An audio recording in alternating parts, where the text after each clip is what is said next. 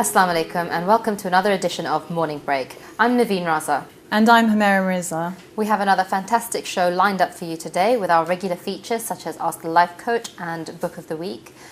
Also later on in the show we'll be having a guest who is a pediatric nurse talking to us a little bit about her profession. That'll be later in the show. Before that though, we have Hadith of the Week. So what have you chosen for us today, Humera?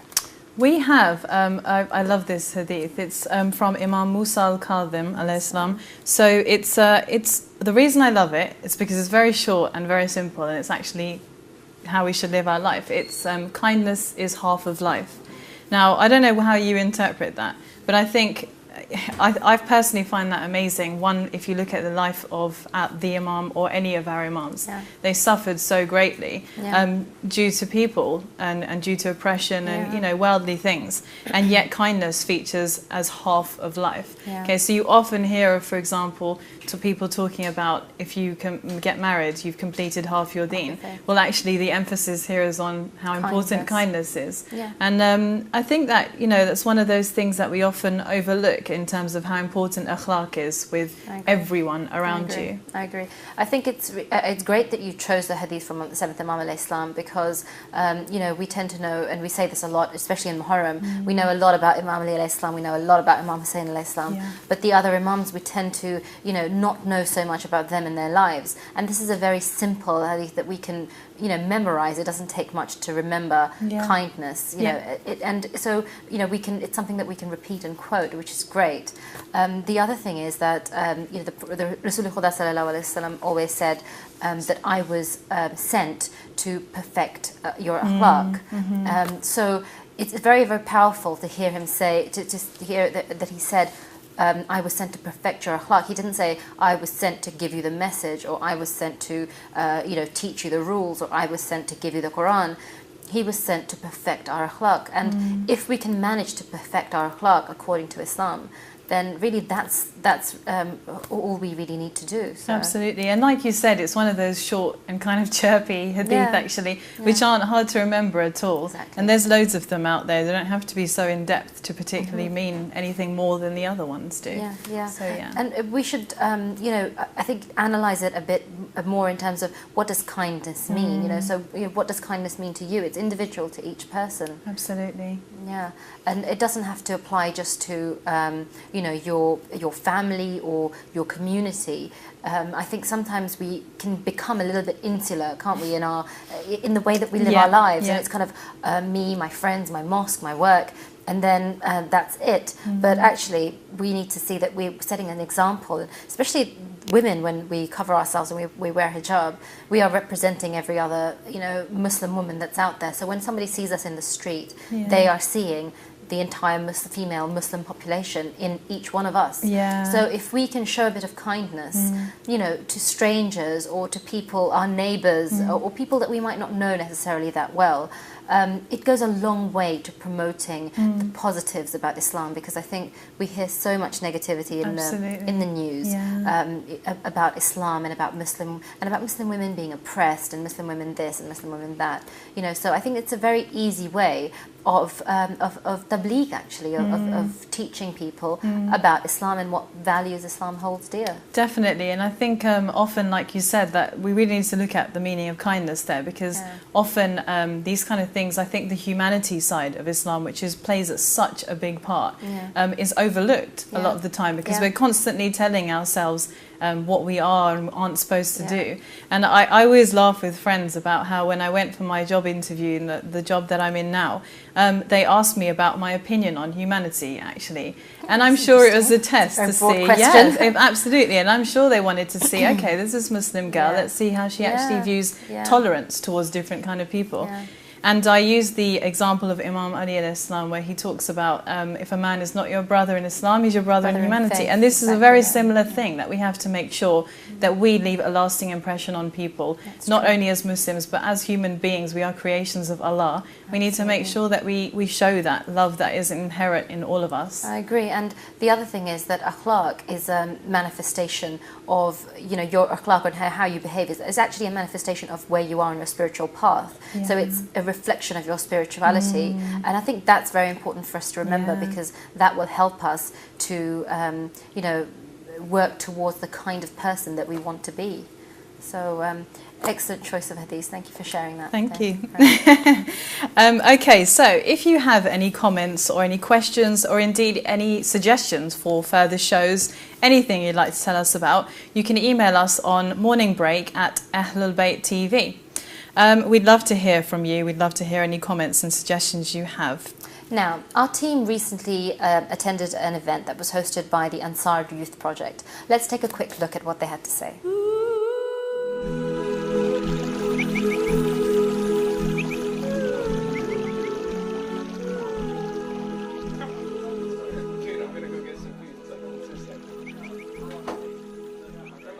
Ansar Youth Project is a youth organisation based in the London Borough of Harrow.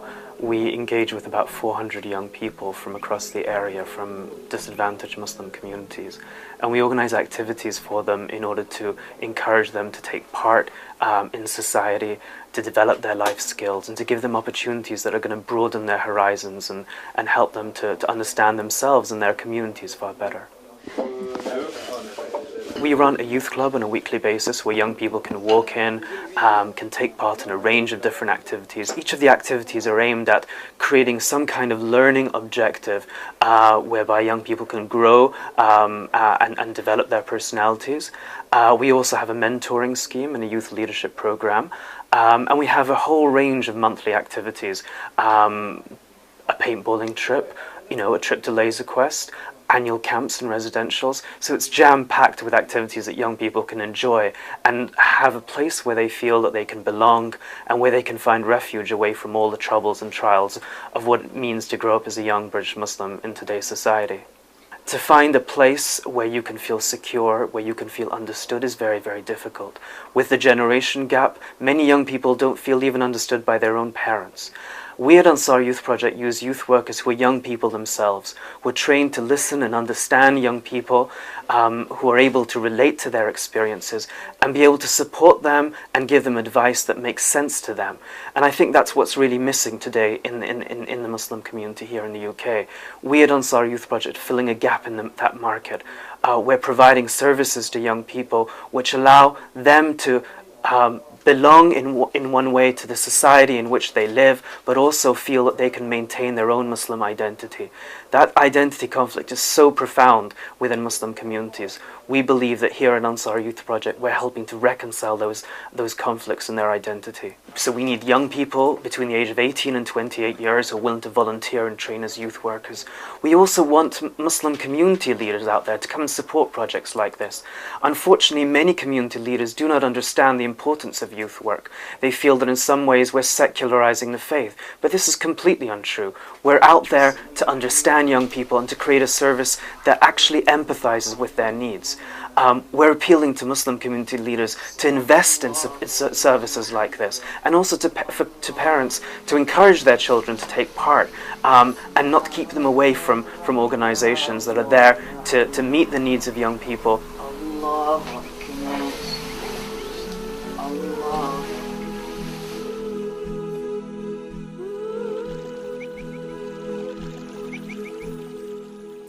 That was really interesting, actually. I think that it's a very creative way of getting the youth involved in something. Yeah. I think that there are so many, as Muslims, we have so many restrictions, and our non-Muslim friends, as the youth, they do a lot more than perhaps our community, the youth in our community can do, because of the restrictions we have as to where we can go, what we can eat, what we can drink, who we can see, how we can behave with members of the opposite gender, etc. So I think it's really important for us to have initiatives that the youth can get involved in an Islamic way and within the boundaries and framework of Sharia. So I wanted to ask you, because you'd mentioned, I think it was a couple of shows ago, that you are an outreach officer. So I thought the viewers might be interested to know what that involves and whether you do any work with the youth and how that works. Yeah, I mean, before I explain more about what I actually do, I think what you said was really true, that there isn't, I guess, so much out there for people who perhaps are Muslim, young people, because of, like you said, certain restrictions. However, on the other hand, there's so many amazing organisations like Ansar Youth Project, like across London, you know, and across the whole UK, where young people are getting involved and not just hanging out and doing youth things, but actually using their time to do amazing things as well. In my job, I work as a youth and community outreach officer. I work with young people. It's to support them. Okay, so it's looking at vulnerabilities and how I can support them specifically with Muslim youth as well. And one of the examples of great things that we did was a lot of work around Gaza. So we had a charity football match. We had a question and answer session with a local MP. We wrote letters to talk about how we felt. And it's about taking what they're feeling and issues that they're passionate about and doing something really positive with it. And was this just Muslim youth that you're working with, or is it youth in general? Is it kind of cross-cultural and interfaith? It's primarily Muslim youth, but for example, what I thought was beautiful was over the Gaza stuff, because of the fact that they had a football tournament, you had people from all sorts of backgrounds getting involved, any faith, any background. And ultimately it comes back to what we were saying about humanity, right? That if something is, you know, when something that tragic happens, no matter who it's affecting, I think people generally have this thing where they will come together. That's right. It'll touch their heart. So yeah, definitely. And also there's just loads of organisations. For example, I help with Shia Professionals of London, and they work to support young people with things like mentoring, and it's about building aspirations. There's so many young people out there who really want to, you know, form a career in a specific field. And there's so many professionals out there who are willing to help them and do that. So, and we've seen loads of fantastic examples of people going on to get internships, etc. I think role models are really important. So things like SPL, the Shia Professional Network, or Shia Professionals of London, it's very important to have role models that the youth can look up to and say, well, you know, this is where they've gone and that's where I'd like to go, or what can I learn from that? And being an ethnic minority as well, for us, it can pose a challenge when we want to excel in a certain career. So it's nice for us to be able to look up and see others who have done it, and for them to then be able to give back to the community and assist in you know, things like mentoring, and because not everyone has those sorts of role models available in their family, you know, environment, where they have an older brother or an older sister, or you know, an uncle or an aunt who has excelled in a field, or he's even attended university, for example.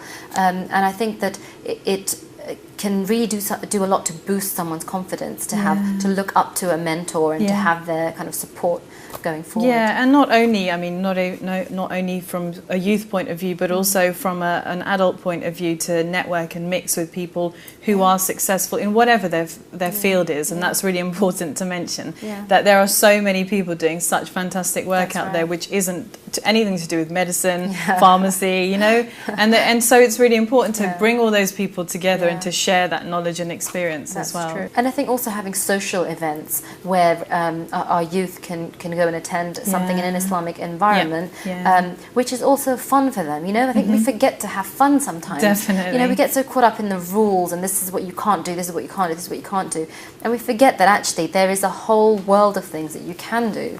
And so sometimes in our communities, whenever someone's trying to do something a bit different, people are a bit surprised, like, they want to climb a mountain, or they want to go paragliding, you know, and it's just not something that's generally done. But there's so many examples of things that you can do that are positive, constructive, good for your health. You know, exercise will bring communities together. Sport is a great one, and I know that in our local community, football, you know, is something that keeps the kind of the young men in check and brings them together as women. Well. Yeah, and women, I'm sure. So those sorts of things I think are really important. Yeah, definitely. I mean, there's so much out there, and there's so much. So, like you said, sports, etc. There's definitely a sense of you know, fearing what you haven't explored before, but that's what I think is the really cool thing, that people are exploring what's out there now. I agree. I would encourage everyone, you know, in their community, if they don't have facilities for the youth, to really, you know, form a committee and really do something to cater for that segment of society, because I think it's a very critical age. It's essential. Those teenage years are very critical, and if we want to keep our community on the right path and the generations to come, I think that, you know, everyone watching should take that on board, and see what they can do in their community to cater for the youth, and not forget that segment of our society. Absolutely. Okay, I think we're ready for a short break now after all of that. When we come back from the break, we'll be talking to our special guest, Sister Ruhi Rizvi, who's a pediatric nurse. And we will also be getting top tips from our own life coach, Sister Zerdi. So please join us after the break. We'll see you soon.